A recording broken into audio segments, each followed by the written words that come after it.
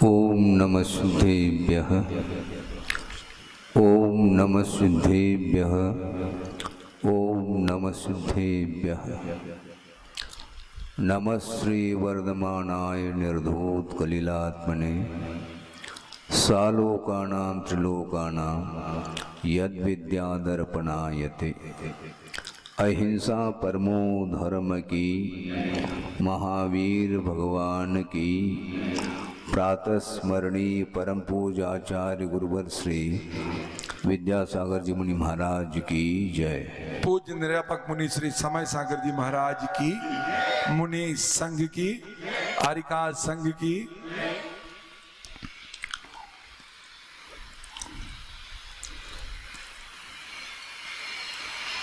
नमोकार मंत्र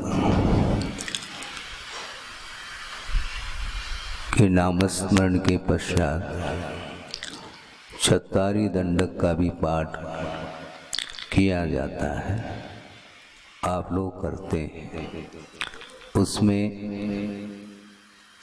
4 मंगल हैं, 4 ही उत्तम हैं और 4 ही शरणभूत हैं। अरहंत, शुद्ध और साधु और केवली प्रणीत धर्म, ये 4 ही मंगल रूप हैं, ये 4 ही सर्वोत्तम हैं और ये 4 ही शरण लेने योग्य वस्तु हैं। इसमें केवली पन्नतम धम्मम शरणम पवच्छामि कहा। केवली भगवान के द्वारा प्रणीत जो धर्म है वह शरण लेने योग्य है। मैं उसका शरण लेता हूँ, इस प्रकार आप लोग भी बोलते हैं और हम लोग भी बोलते हैं। और वह धर्म शुभोपयोगात्मक और शुद्धोपयोगात्मक 2 भागों में विभाजित हो जाता है। अविरत सम्यक दृष्टि गृहस्थ वह भी शुभोपयोगात्मक धर्म की आराधना करता है और शुभोपयोग धर्म की जो परिणति है वह चतुर्थ गुणस्थान से लेकर के 6ठे गुणस्थान तक अथवा प्रवृत्ति आत्मक 7म गुणस्थान तक वह धर्म पाया जाता है। उसके बाद जो ध्यानात्मक परिणति बनती है वह शुद्धोपयोग की संज्ञा को प्राप्त हो जाती है। धर्म के स्वरूप के बारे में जो आगम में स्वरूप निर्धारित है उसके अनुरूप ही हमें धारणा बना लेनी चाहिए। शुभोपयोगात्मक जो धर्म होता है वह व्यवहारात्मक धर्म माना जाता है और शुद्धोपयोगात्मक जो धर्म होता है वह निश्चयात्मक माना जाता है। जो निश्चयात्मक धर्म होता है उसके लिए व्यवहारात्मक जो धर्म है वह साधनभूत होता है। व्यवहार के बिना निश्चय की प्राप्ति त्रिकाल असंभव है। इस प्रकार धारणा आप लोगों को बना लेनी चाहिए। लगभग 40-45 साल से मैं सुन रहा हूँ गुरुदेव के सानिध्य में और अभी भी वह विषय सुनने को मिलता है। कुछ स्वाध्यायशील बंधु हैं, स्वाध्याय तो करते हैं किंतु आगम में जो लिखा हुआ विषय है उस विषय को वह जान नहीं पाते और उनकी धारणा विपरीत बनती चली जा रही है और उनके द्वारा जो कुछ भी चर्चाएं होती हैं समाज के बीच में उसको सुन करके समाज की भी धारणा लगभग बनती चली जा रही है और उनकी संख्या बढ़ रही है और आगम के अनुरूप धारणा बनाने वालों की संख्या घटती चली जा रही है। इसलिए आप लोगों को आंख खोल करके अन्य विषयों को थोड़ा सा गौण करके मूल आचार प्रणीत जो ग्रंथ हैं चार अनुयोगों के रूप में हैं, उनका अवलोकन करने का प्रयास करना चाहिए। आप लोगों को समय नहीं है, मैं नहीं मानता, क्योंकि विषय सेवन करने की अपेक्षा से पंचेंद्र के उपभोग, विषयों का उपभोग करने की अपेक्षा से पर्याप्त समय मिलता है, किंतु केवली प्रणीत जो धर्म है उसकी आराधना करने के लिए आपके पास समय नहीं है। तो समय कहाँ से मिलेगा, मुझे ये बताओ। समय का दुरुपयोग नहीं करना चाहिए, समय का मूल्यांकन करना चाहिए।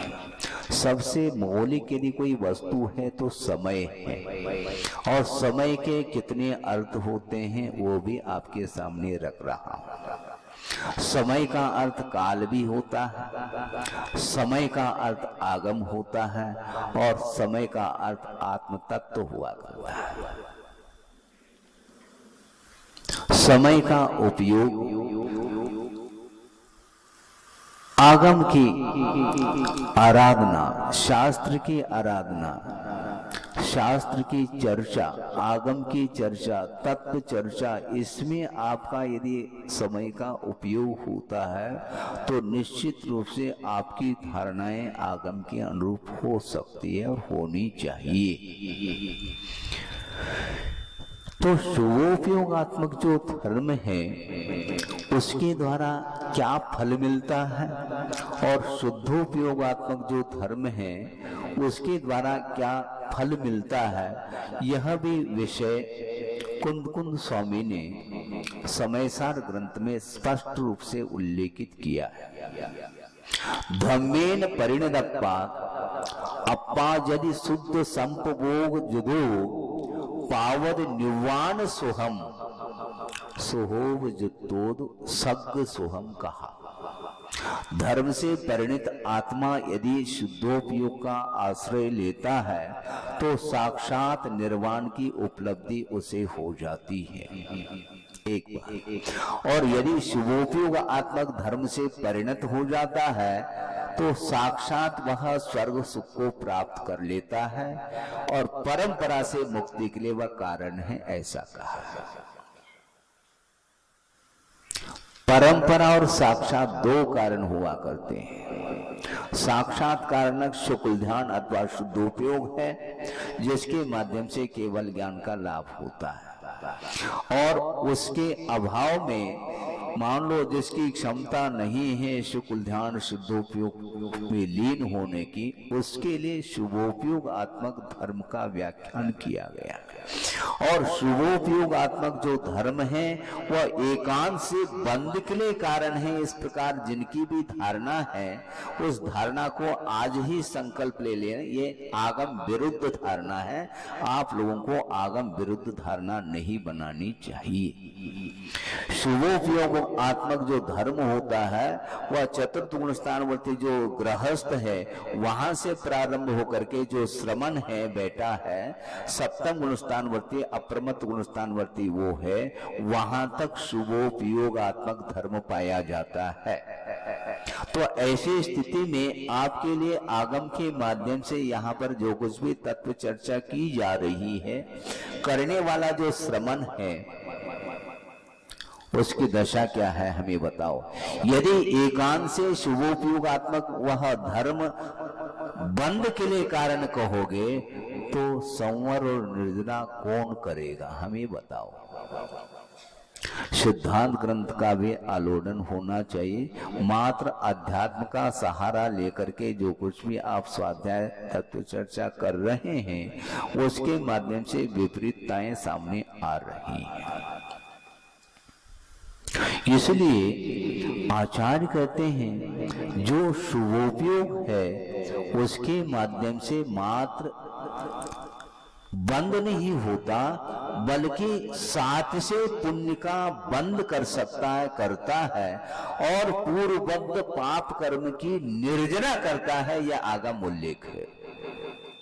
और इसको गौण किया जा रहा है, इसलिए गौण कर रहे हैं। हमें तो शुद्धोपयोग प्राप्त करना है, इसलिए शुभोपयोग स्वर्ग के लिए कारण बताया कुंद कुंद स्वामी ने। शुभोपयोग साक्षात स्वर्ग के लिए कारण है, किंतु वही शुभोपयोग परंपरा से मुक्ति के लिए कारण ये भी बताया है, और वह शुभोपयोग शुद्धोपयोग के लिए भी कारण बताया है।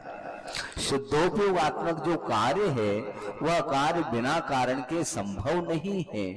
इसलिए मैं बहुत महत्वपूर्ण विषय आपके सामने रख रहा हूं, आप गौर से इसका अध्ययन करना चाहिए आप लोगों को।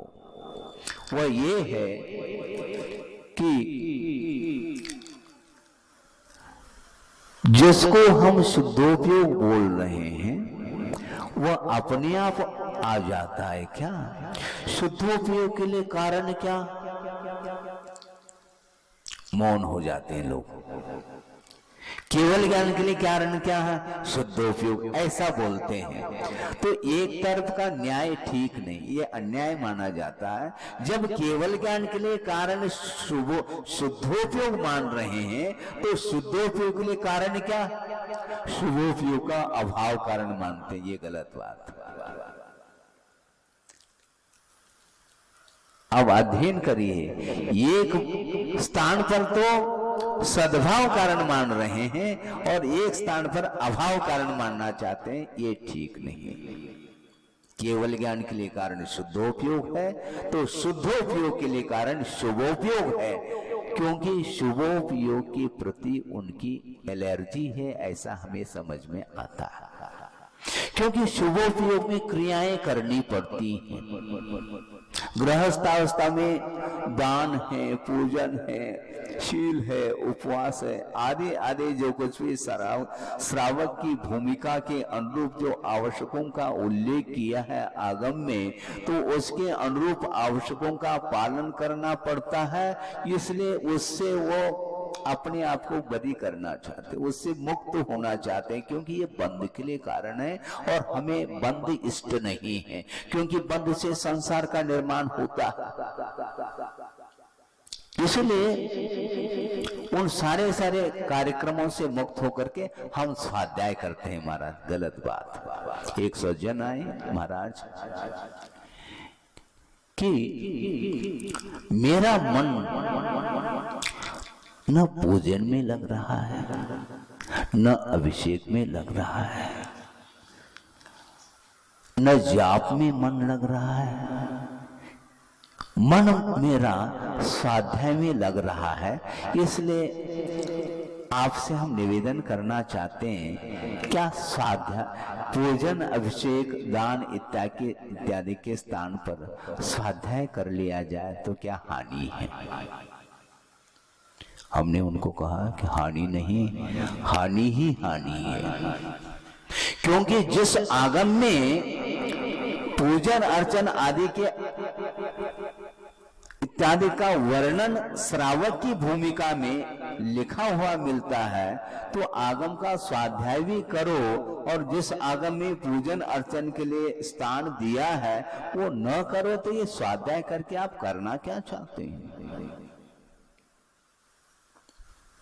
भूमिका के अनुरूप करना चाहिए। महाराज ये तो विकल्प है, विकल्प है महाराज। मंदिर जाना भी विकल्प है। अच्छा, बहुत निर्विकल्प होना चाहते हैं आप। मंदिर जाना भी विकल्प है, देव दर्शन करना विकल्प, पूजन करना विकल्प, अभिषेक करना विकल्प, जाप करना विकल्प, ये सारे विकल्प हैं। बहुत अच्छी बात है, आपको बहुत जल्दी मंदिर को भी छुड़ा सकते हैं, लेकिन ये ध्यान रखो, इसके पहले घर का त्याग कर लो। समझ में आ रहा है कि नहीं? घर की ओर तो मन जा रहा है तुम्हारा, वो विकल्प नहीं, और मंदिर आना विकल्प। ये क्या हुआ? ये पट्टी पढ़ाई जा रही है और 40-45 साल से मैं सुन रहा हूं, उसके पहले से ही ये चल रहा है समाज में। ये सब क्या है? आप लोगों को आंख खोल करके इस ओर दृष्टि रखनी चाहिए, अन्यथा यह परंपरा समाप्त होती चली जाएगी। शास्त्र खोल करके पढ़िए, केवल पन्नतम धम्मम शरणम पवज्जामि कहा। केवली प्रणीत जो धर्म है वही हमारे लिए शरणभूत है। तो वह धर्म दो भागों में विभाजित हो जाता है, एक शुभोपयोगात्मक धर्म और एक शुद्धोपयोगात्मक धर्म होता है। शुभोपयोग के माध्यम से पुण्य का, विशिष्ट पुण्य का अर्जन होता है, लेकिन वह पुण्य मोक्ष मार्ग में बाधक नहीं है, ये ध्यान रखें। मोक्ष मार्ग में पुण्य बाधक नहीं, किंतु जो पुण्य का फल है वह जहर है, ऐसा कहा। आप सुन रहे हैं? पुण्य हमारे लिए है ही नहीं, पुण्य हमारे लिए वरदान है, किंतु उस अर्जित पुण्य का जो फल मिलता है वह फल हमारे लिए संसार के लिए कारण है, वह जहर का काम करता है। वो तो छोड़ा नहीं जा रहा है और पुण्य है पुण्य है ये कहा जा रहा है, और आप लोग हो भर देते, गलत बात। पुण्य है नहीं, आप पुण्यार्जन करने की कला आपके अंदर आनी चाहिए। स्वाद से पुण्य का अर्जन जो करता है, जिसको पुण्यानुबंधी पुण्य बोलते हैं, वो बहुत दुर्लभ वस्तु है। गणधर परमेष्टि भी आप ध्यान रखेंगे समो शरण में विराजमान प्रभु हैं, और गणधर परमेष्टि भी वहीं पर उनके चरणों में विराजमान हैं। दोनों हाथ जोड़ करके प्रभु की वंदना कर रहे हैं, दोनों हाथ जोड़ करके प्रभु की स्तुति कर रहे हैं, प्रभु की आराधना कर रहे हैं, और वो आराधना शुभोपयोगात्मक आराधना मानी जाती है। तो शुभोपयोग का आलम्बन इधर गणधर परमेष्टि ले रहे हैं, और हमारे लिए क्या हो रहा है? ये शुभोपयोग बंद के लिए कारण, बंद के लिए कारण, इस प्रकार कहा जाता है। गणधर परमेष्टि के बराबर किसी की भी चर्चा नहीं, ये ध्यान रखें। द्वादशांग की रचना करने वाले आगम वेता ने रचना कर रहे हैं, वे गणधर परमेष्टि और प्रभु के चरणों में नतमस्तक हैं। और हम क्या बोल रहे हैं? हम भक्त नहीं भगवान बन गए तुम भगवान। ऐसा होता है क्या? भगवान बनने के लिए पहले भक्त बनने की आवश्यकता है। भक्त का अस्तित्व किसके द्वारा है? भक्त और भगवान का संबंध है कि नहीं परस्पर में? आपके भगवान कहने से वो भगवान नहीं, आप भक्ति कर रहे हैं इसलिए भगवान हैं, ऐसा नहीं। वो अपने आप में साधना के बल से वो भगवान बन चुके हैं। तुम यदि भगवान बनना चाहते हो तो उनके चरणों में चले जाओ, विपरीत धारणा मत बनाओ। गणधर परमेष्टि जैसे महान विभूति और वो प्रभु की आराधना करने में लगे हुए हैं, और ये प्रवृत्ति मानी जाती है। यद्यपि वो गणधर परमेष्टि निरंतर भक्ति करते रहें, केवल ज्ञान नहीं होगा उनको। क्यों? केवल ज्ञान के लिए कारण शुद्धोपयोग कहा है, लेकिन शुद्धोपयोग के लिए कारण ये भक्ति कही गई है। श्रवण 28 मूल गुणों का पालन करता है, हमेशा वो ध्यान में रत नहीं रहते, अंतर मुहूर्त के उपरांत उन्हें भी ध्यान से बाहर आना पड़ता है। आना नहीं चाहते, किंतु यह अनिवार्य है कि उस ध्यान के माध्यम से या तो केवल ज्ञान प्राप्त कर लो, नहीं है तो नीचे आना पड़ेगा, बाहर आना पड़ेगा। इसलिए जब बाहर आते हैं तो उस समय आगमकार का यह कहना है, शुद्धोपयोग से अथवा ध्यान से जब साधक बाहर आता है तो उसके लिए एकमात्र आलम्बन लेने योग्य कोई वस्तु है तो वह शुभोपयोगात्मक धर्म। शुभोपयोगात्मक धर्म का आलम्बन नहीं लेंगे तो वह अधर्म का ही आलम्बन लेना पड़ेगा तुम्हें। क्योंकि एक अशुभोपयोग, एक शुभोपयोग और एक शुद्धोपयोग, ये 3 प्रकार के उपयोग हैं। अशुभोपयोग एकांत रूप से संसार के लिए कारण है और शुभोपयोग साक्षात स्वर्ग के लिए कारण, किंतु परंपरा से मुक्ति के लिए कारण, अथवा शुभोपयोग व शुद्धोपयोग के लिए कारण कहा है। इसलिए हमें आगम के अनुरूप श्रद्धान कर लेना चाहिए। शुभोपयोग है ही नहीं, किंतु शुभोपयोग का जो फल है वह आपके लिए है ऐसा कहा। पंचेंद्रिय के विषय बंद के लिए कारण है, प्रभु की भक्ति संसार के लिए कारण नहीं हो सकती। आज देखते हैं कौन स्वाध्याय करता, हमें पूछना चाहता हूँ, क्रिटिसाइज नहीं, आलोचना नहीं, किंतु आपको आपकी आंखों को खोलना चाहता हूँ मैं, क्योंकि खोलने के लिए आगम की आज्ञा है और गुरु की आज्ञा है। गुरु का ये आदेश है कि सामने वाला व्यक्ति सुने अथवा न सुने, ग्रहण करे अथवा न करे, अपना कर्तव्य निरंतर करते रहना चाहिए, कर्तव्य से कभी भी विमुख नहीं होना। इसलिए उन्हीं की आज्ञा से मैं बोल रहा हूँ, और जो भी बोल रहा हूँ वो अपने तरफ से, उसमें कोई भी है क्या बोलते हैं आप है बगार लगा करके नहीं, हम चुपड़ करके कुछ अपने तरफ से नहीं करना चाहते, क्योंकि जो आगम में लिखा है उसी का कथन हमें करना चाहिए और उसी के अनुरूप आपको भी अपनी धारणा बना लेनी चाहिए। फल के प्रति आशा हमेशा संसारी प्राणी की बनी रहती है, इसलिए यह सब हो रहा है। तो मैं क्या कह रहा था, मैं ये कह रहा था कि शुभोपयोग जो है वह भगवान की भक्ति के रूप में है और अहिंसा व्रत के पालन करने की अपेक्षा से हैं। जब साधु ध्यान में लीन रहते हैं तो प्रवृत्ति तो करते नहीं, प्रवृत्ति नहीं करते हैं तो अहिंसा का पालन क्या करेंगे वो?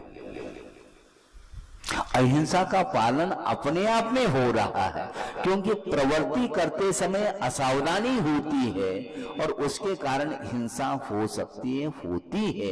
इसलिए प्रवृत्ति करते समय सावधान रखने के लिए कहा। इसलिए 5 समितियों का पालन करते हुए अहिंसा का पालन, सत्य का पालन, अचौर्य का पालन, ब्रह्मचर्य का पालन और अपरिग्रह महाव्रत का निर्दोष पालन करते हुए वो श्रमण प्रवृत्ति करते हैं, और वही निर्दोष उनकी शुभोपयोगात्मक जो चर्या है वही ध्यान के लिए कारण है। ये आगम का उल्लेख है। इसलिए पंचेंद्र के विषयों की ओर दृष्टि मत रखो, भगवान की ओर दृष्टि रखो। भक्ति करने से बंद हो रहा है और पंचेंद्र के विषयों का उपभोग करने से क्या निर्जरा हो रही है क्या? बंध और आश्रय के लिए कारण यदि भगवान की भक्ति होगी तो कर्म की निर्जरा करने के लिए कौन सा साधन रहेगा आपके लिए, ये बताओ। समझ में आ रहा है कि नहीं? कोई जटिलता तो नहीं है? हमारा ऊपर से जा रहा, ऊपर से कुछ नहीं जाता। ध्यान रखो, समझने का प्रयास करो तो ये समझ में बात आती है। इसीलिए कि ये शुभोपयोगात्मक जो परिणति है, जो चर्या है श्रवण की अथवा अनुवृत्ति की अथवा अविरत सम्यक दृष्टि की, ये सारी चर्याएं ये अपनी अपनी भूमिका के अनुरूप पाप कर्म की निर्जरा के लिए कारण है और साथ से पुण्य के लिए कारण है। ये सिद्धांत से मैं बोल रहा हूं। इसलिए निश्चय की बात करने वालों को थोड़ा सा कान खोल करके सुन लेना चाहिए, आगम को पढ़ लेना चाहिए। निश्चय ये कार्य है और उसके लिए कारण व्यवहार है। व्यवहार सो असत्यार्थ, इस प्रकार के भी कथन करने वाले मिलते हैं। व्यवहार है महाराज। व्यवहार क्या है? निश्चय से सब कुछ होना है। निश्चय और व्यवहार, ये दो चीजें हैं। इसमें पहले निर्णय कर लेना चाहिए। निश्चय में और निर्णय में अंतर है। क्या कहा?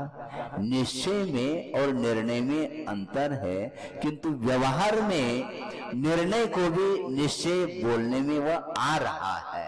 आपने क्या निश्चय किया, ऐसे बोलते कि नहीं? बोलते हैं। तो निश्चय का अर्थ क्या? क्या निर्णय कर लिया आपने, इसका अर्थ होता है। और एक निश्चय का अर्थ होता है जो ध्यानात्मक परिणति, जिसको अभेद रत्नत्रय अथवा शुद्धोपयोग की संज्ञा दी गई है, जो साक्षात केवल ज्ञान के लिए कारण पड़ जाता है। इसलिए केवल ज्ञान प्राप्त करना चाहो तो उसके लिए जब तक केवल ज्ञान प्राप्त न हो तब तक हमें शुद्धोपयोग को दृष्टि में रखते हुए और उस शुद्धोपयोग की प्राप्ति के लिए शुभोपयोगात्मक धर्म का आलम्बन हमें लेना चाहिए।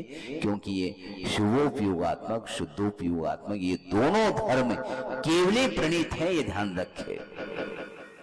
केवली भगवान ने कहा है और वो शुभोपयोगात्मक धर्म को आप हे कहना चाहो तो कैसी बात बनेगी? महाराज हे तो कहा है आगम में। हाँ कहा है, मुझे भी ज्ञात है। शुभोपयोग को हे कहा है, किंतु किसको किस बात को सामने रख करके कहा है, इस ओर भी दृष्टिपात करने की आवश्यकता है।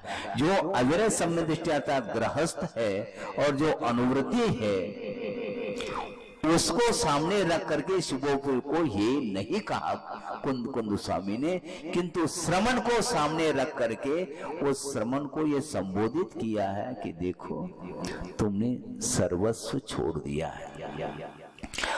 पूरी तरह से जितने भी परिग्रह है, बाह्य परिग्रह, उसका विमोचन किया है और इस पद को अंगीकार किया है, किंतु तुम निरंतर शुभोपयोगात्मक परिणति में ही रहोगे तो तुम्हें केवल ज्ञान नहीं होने वाला है। इसलिए प्रवृत्ति को कम करते करते ध्यान की ओर भी दृष्टिपात करो, जिसके माध्यम से केवल ज्ञान संभव है।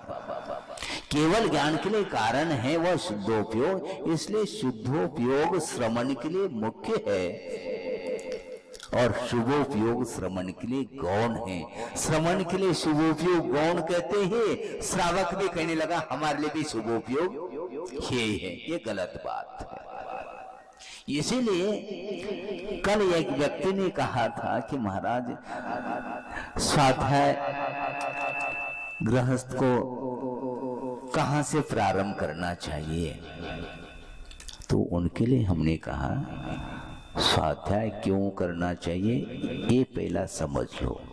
और दूसरी बात ये है कि ये स्वाध्याय जब श्रवण के लिए भी, आप बहुत ध्यान से सुनेंगे, यह स्वाध्याय श्रवण के लिए भी 28 मूल गुण में आवश्यक के रूप में नहीं रखा है, क्योंकि यह स्वाध्याय उत्तर गुण में आता है। आप समझ रहे हैं? 28 मूल गुण अलग है जो कंपल्सरी है श्रवण के लिए, और इसके बाद यदि मान लो वो उत्तर गुणों का भी पालन करना चाहता है तो उसके लिए आज्ञा है। तो मूल गुण तो है ही नहीं और उत्तर गुण की चर्चा करने लगे। मूलाचार का पालन करो नहीं और समय सार की चर्चा कर लो। श्रावकाचार भी आपको पढ़ना नहीं पड़ रहा है, समझ में तो आता होगा आपको श्रावकाचार, किंतु श्रावकाचार का पालन भी आप न करो और एकदम डायरेक्ट आप ये समय सार की बात करना चाहो तो ये कहां से क्या, किसने सिखाया आपको इस प्रकार?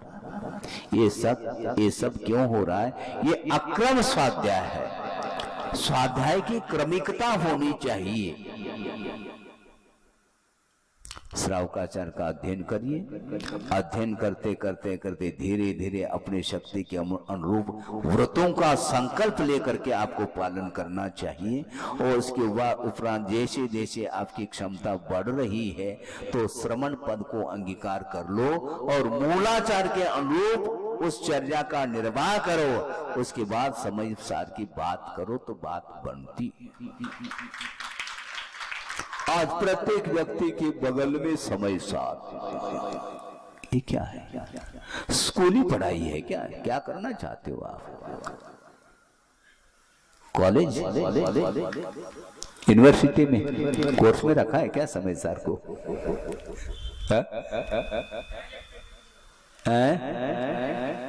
यही तो है ना। क्या है ये सब? ये सब विपरीतता है।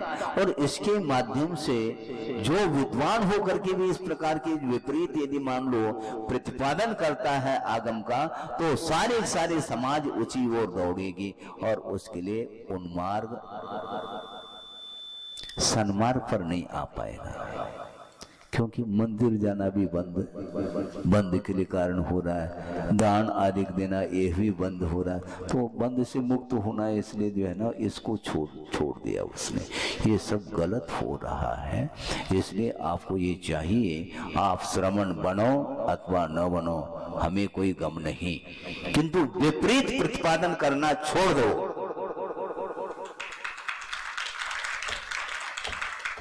विपरीत क्यों प्रतिपादन करते? मार्ग को कभी भी दूषित नहीं करना चाहिए। मार्ग पर चलो अथवा न चलो ये अलग वस्तु, किंतु मार्ग को सुरक्षित रखना चाहिए। इसलिए शुभोपयोगात्मक धर्म और शुद्धोपयोगात्मक धर्म ये दोनों शरण लेने योग्य कहा है भगवान ने।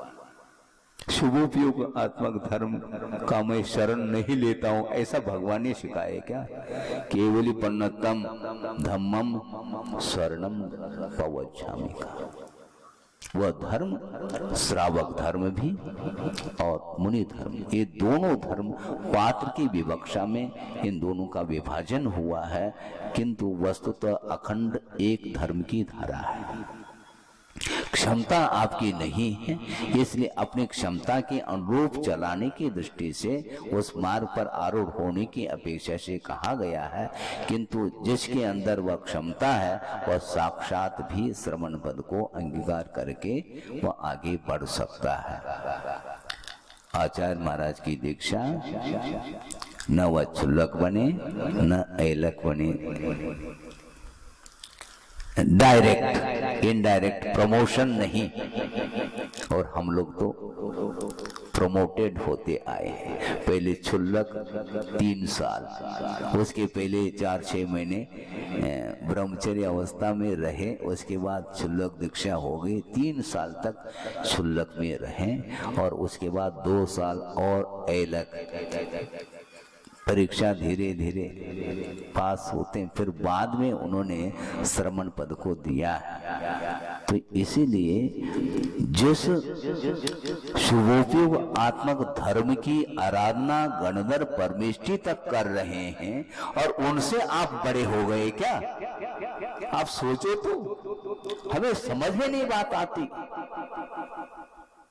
गणधर परमेष्ठी भी उनसे भी ऊपर उठ गए आप, जो इसको शुभोपयोग को हे कहना चाहते हैं आप। ये गलत बात है। श्रावक के लिए तो त्रिकाल असंभव है, शुभोपयोग हे नहीं हो सकता, बल्कि शुभोपयोग ही उसके लिए उपाधि है।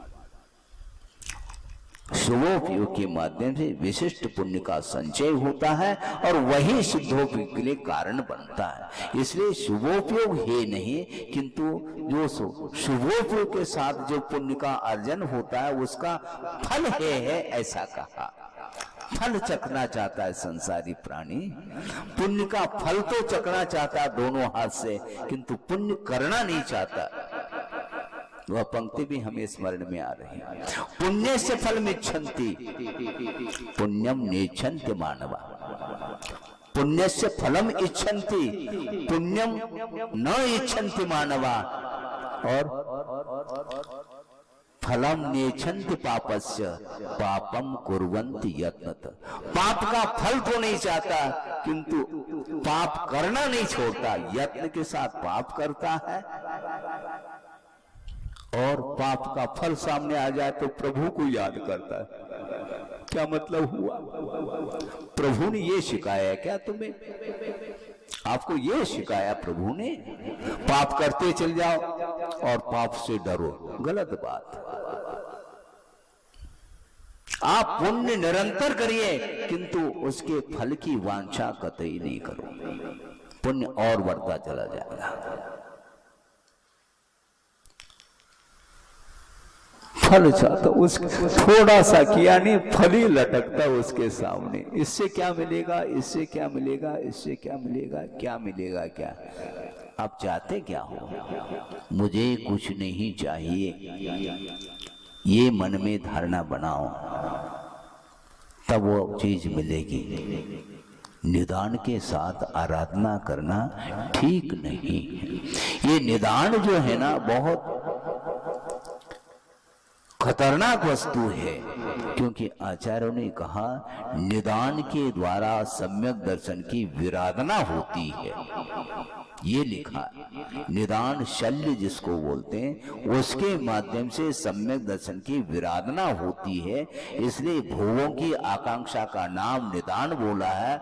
इसलिए भोगों की आकांक्षा रखते हुए प्रभु की आराधना छोड़ो और प्योर जो है ना प्रभु की भक्ति करो, भक्ति करना सीखो, फिर बाद में भगवान बनोगे आप। ये सब हम सुनते आए हैं, कब तक सुनेंगे?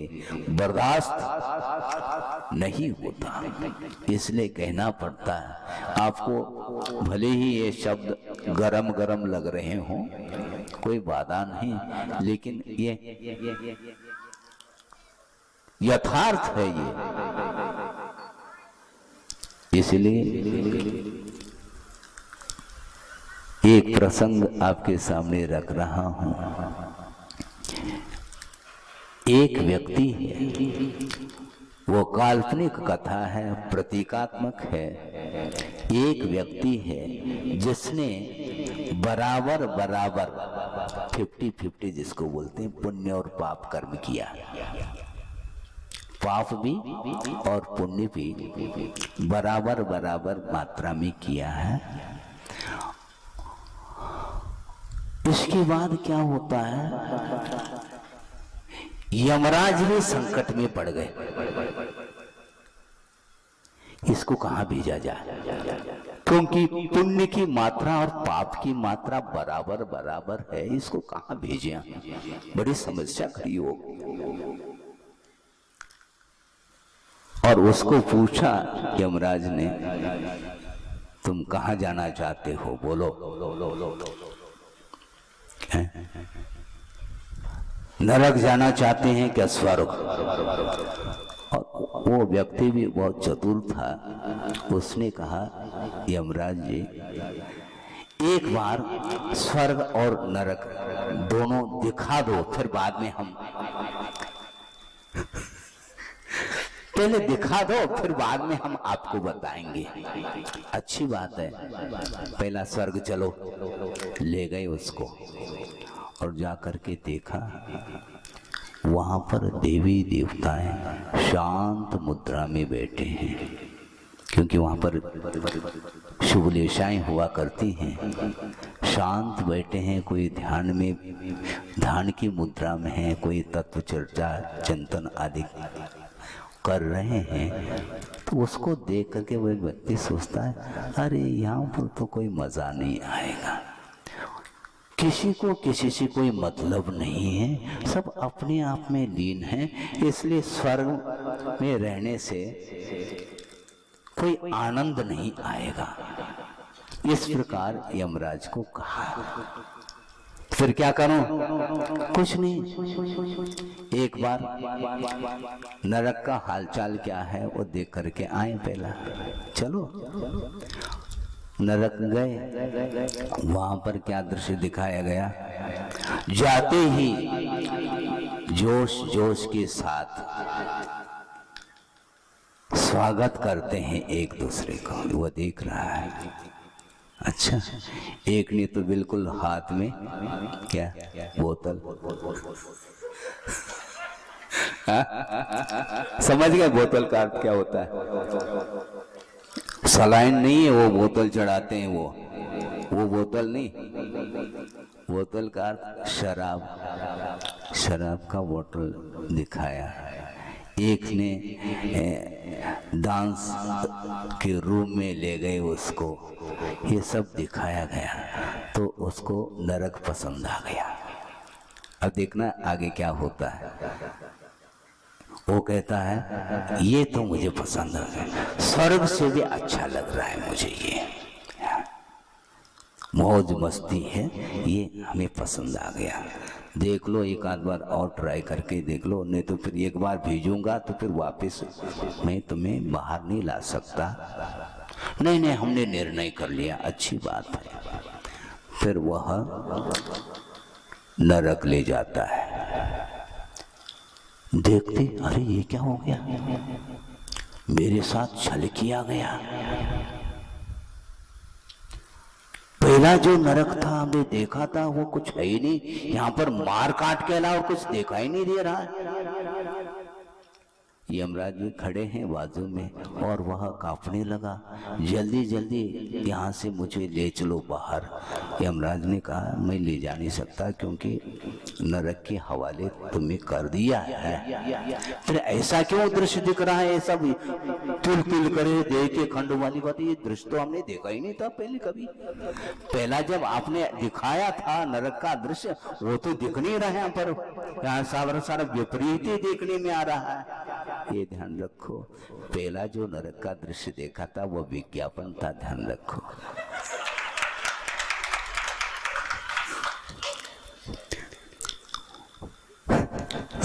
समझ में आ गई बात। पहला का जो दृश्य था वो एकमात्र विज्ञापन था, असली नरक तो ये है। उसी प्रकार आप लोगों को अच्छी क्या समझ रहे हैं आप, ये सब दिखाया जा रहा है, प्रदर्शन मात्र संसार में देखने को मिलता है। जो फास्ट फूड बोलते हैं आप, जहां पर बनता है वो देख लो। एक आर्टिकल दिखाया था, 2-4 बच्चे आए थे और छोटी सी पुस्तिका उन्होंने दिखाया कि महाराज ये देख लो क्या है, और कवर पृष्ठ पर पशुओं का दृश्य है।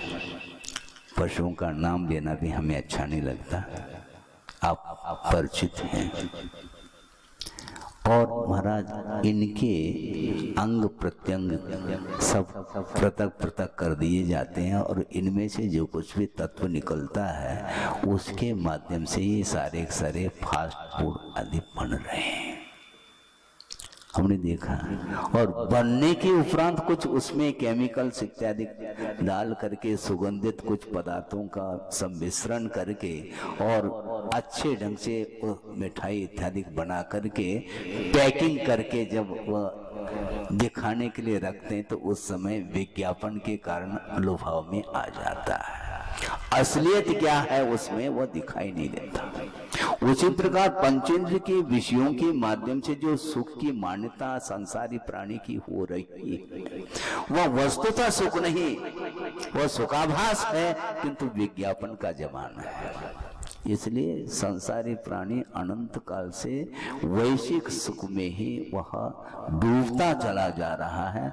आधुनिक युग होने के कारण निरंतर वह अन्यान्य जो वैश्विक भोग सामग्री के लिए जो साधन मिलते हैं उनका आलम्बन लेकर के निरंतर वह डूब रहा है, उसको सुख का अनुभव हो रहा है। किंतु आचार्य कहते हैं ये वस्तुतः सुख नहीं, वस्तुतः सुख तो मोक्ष सुख है। ये सुख नहीं, ये सुख का विज्ञापन है, ये ध्यान रखो। इसके माध्यम से निरंतर यदि मान लो विषयों में लीन रहेगा तो उसका निश्चित रूप से पतन होगा, क्योंकि पंचेंद्र की विषयों की भोग से निश्चित रूप से राग ही होता है और राग ही बंध के लिए कारण है और वही संसार के लिए कारण माना है। इसलिए अशुभोभियों के माध्यम से जो राग के भाव होते हैं उसके द्वारा जो बंध होता है वह नरक निगोद आदि के लिए कारण बनता है। किंतु जो शुभोपयोग के माध्यम से जो प्रशस्त राग होता है वह प्रशस्त राग वह परंपरा से की मुक्ति के लिए कारण है और साक्षात स्वर्ग आदि के लिए कारण माना है। वर्तमान में ये कलयुग है, पंचम काल है, मोक्ष मिलने वाला नहीं, किंतु मोक्ष मार्ग वर्तमान में भी है, ये आगम कह रहा है। आप चाहो तो ठीक, नहीं चाहो तो ठीक। किससे प्रभावित हो रहे हैं आप? चार बातें पढ़ी नहीं और बैठ गए शास्त्र वाचन करने के लिए, ठीक नहीं है। आप अच्छे ढंग से स्वाध्याय करिए। ज्ञान नहीं है तो जिनके पास तलस्पर्शी ज्ञान है और जो निष्पक्ष होकर के आगम का व्याख्यान करते हैं, ऐसे गुरुओं के चरणों में जाकर के बोध प्राप्त कर लेना चाहिए। जिस किसी व्यक्ति के माध्यम से यदि मान लो आप ज्ञान प्राप्त करते हैं तो वह ज्ञान हमेशा के लिए, वह दुख के लिए कारण सिद्ध होता है। क्योंकि गुरुदेव का कहना है, एक दोहा उन्होंने लिखा है, उसको आपके सामने रख करके इस विषय को पूर्ण कर रहा हूं कि ज्ञान दुख का मूल है। ज्ञान दुख का मूल है, ज्ञान ही भव का कुल। दोनों बातें कही। क्या कहना चाहते हैं महाराज? बता रहे हैं, ज्ञान दुख का मूल है और ज्ञान ही भव का कुल, राग सहित प्रतिकूल है। क्या कहा? राग सहित प्रतिकूल है, राग रहित अनुकूल। जो रागान्वित ज्ञान है वही संसार के लिए कारण कहा है। जो विपरीत आगम में जो लिखा है उसका विपरीत अर्थ निकाल करके जो सामने वाले व्यक्ति को भी वह विपरीत जो है बोध दे रहा है, वही संसार के लिए कारण। वह ज्ञान नहीं, वह अज्ञान माना जाता है। और राग रहित जो ज्ञान है, वीतराग विज्ञान, वही मुक्ति के लिए कारण है। उस वीतराग विज्ञान को प्राप्त करने के लिए, उस शुद्धोपयोग को प्राप्त करने के लिए शुभोपयोगात्मक जो धर्म है उसको आप आत्मसात करिएगा। उसके बिना और कोई भी उपाय नहीं है। इसलिए जिस शुभोपयोग की आराधना स्वयं कर्णर परमेष्टि आदि महान आत्माएं कर रही हैं और उसके माध्यम से शुद्धोपयोग को प्राप्त करके वह मुक्त हो जाते हैं। यह क्रमिक स्वाध्याय का यह फल है, क्रम है। पाप का विसर्जन कब होगा, पाप का त्याग कब होगा, पुण्य का त्याग कब होगा, इसके बारे में भी आप सोच लो, विचार करो। ये पाप, सुनिए, ये पाप मल है। क्या कहा? पाप मल है और पुण्य जल है, ऐसा गुरुदेव ने कहा। इसलिए पाप का विसर्जन करो, क्योंकि मल का विसर्जन करना ये स्वास्थ्य के लिए कारण है। प्रतिदिन मल का विसर्जन करते हैं, मल को हे माना जाता है। उसी प्रकार पाप को हे कहा, न कि पुण्य को। पुण्य उस मल को धोने के लिए कारण है, वह जल है कहा। उस जल के माध्यम से ही हम पाप को धो सकते हैं। आप पाप को धोना चाहते हैं, सर्वप्रथम क्या पुण्य को। पुण्य को धोने की आवश्यकता नहीं, पाप को धोने के लिए वह कारण है पुण्य, ये है। इसलिए पुण्य जल है, पाप मल है। इसलिए सर्वप्रथम पाप मिटता है, फिर बाद में पुण्य को मिटाने की आवश्यकता नहीं, वह अपने आप ही वह जल है, सूख जाता है। आप स्नान करते हैं क्या? नहीं। हाँ, तो बदन गीला होता है तो क्या करते हैं? पहुंचने की भी आवश्यकता नहीं, थोड़ी सी धूप में खड़े हो जाओ, जल सूख जाएगा। तो उसी प्रकार पुण्य को, पुण्य के क्षय करने के लिए पुरुषार्थ करने की आवश्यकता नहीं, न करना चाहिए। पुण्य संचय करने के लिए तो आचार्यों ने पुरुषार्थ करने के लिए बार बार जो है संबोधित किया है। क्या कहा उन्होंने? पुण्य का संचय करिए और उसके लिए पुरुषार्थ करो। पुण्य का संचय करके करना क्या चाहते हैं? और कुछ नहीं करना, पुण्य का पुरुषार्थ के माध्यम से संचय करो, उसके माध्यम से पाप का क्षय हो जाएगा। पाप का क्षय अपने आप नहीं होता, पुण्य का संचय करिएगा। निरंतर रात दिन आप पुरुषार्थ करो, प्रभु की भक्ति करो, निरपेक्ष भाव के साथ करो, और उसके माध्यम से जो अर्जित पुण्य है उसका सदुपयोग करने का प्रयास करो, उसके माध्यम से आपका कल्याण भी होने वाला है। यह क्रम है, इसलिए गुरुदेव ने बार बार कहा है क्रमबद्ध स्वाध्याय करिए, क्रमबद्ध पर्याय की चर्चा समाप्त कर दो। क्रमबद्ध पर्याय की तो चर्चा तो करते हैं, क्रमबद्ध स्वाध्याय भी तो करो। कौन सा पहला छूटता है, कौन सा बाद में छूटता? तो गुरुदेव कहते हैं पाप प्रथम मिटता, प्रथम तजो पुण्य फल भोग। पाप प्रथम मिटता, प्रथम तजो पुण्य फल भोग। पुनः पुण्य मिटता, धरो आत्म निर्मल योग। बाद में पुण्य मिटने वाला है, पहले पाप को मिटाओ आप, और पाप जो मिटता है वह पुण्य रूपी जल के द्वारा मिटने वाला है। इतना कह करके इस विषय को पूर्ण करता हूं। अहिंसा परमो धर्म की जय। बोधि समाधि परिणाम शुद्धि, स्वात्मोपलब्धि शिव सुख सिद्धि, चिंतामणिम चिंतित वस्तुदाने